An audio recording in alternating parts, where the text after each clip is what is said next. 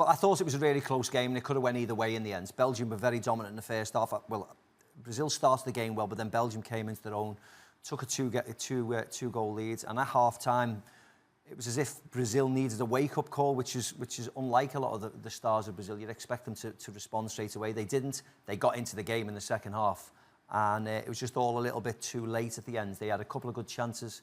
René Augusto had a good chance. Coutinho had a really good chance near the end. Yep. And blazed high and wide.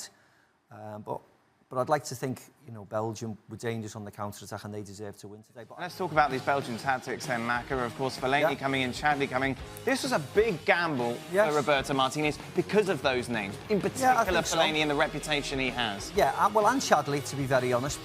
If anything, Chadli's had a worse season, hasn't he? Fellaini's played five times for West Bromwich Albion, who got relegated in the Premier League. When you talk about Carrasco, who's a forward-thinking player, and Dries Mertens, who's a forward player, to go very defensive, you know, you're almost saying, come and beat us. I think we all decided that we wanted Roberto to be a bit more defensive after watching the performance against Japan.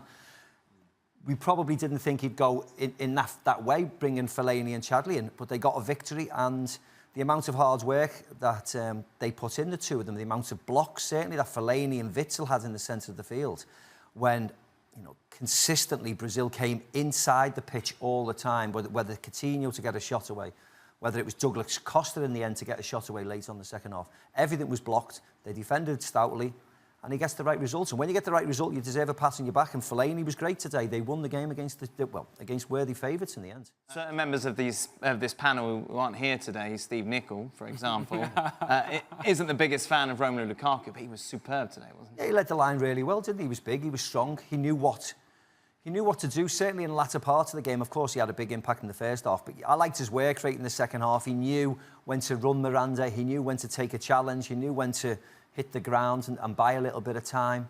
And they all played vital parts in and around the positions. They mightn't have been at the best, certainly in the second half attack going forward, but they always looked dangerous. Hazard was still full of running at the end of the game, still trying to duck and dive and move his shoulders and get into space. And I thought they saw the game out really, really effectively, quite intelligent, really. And I think it was a good sign for them. They grew up today. This was the first big test in a while. People compared them to, you know, they got beat to Wales in the Euros a couple of years ago. But this was their first major test, and they came through it with flying colours.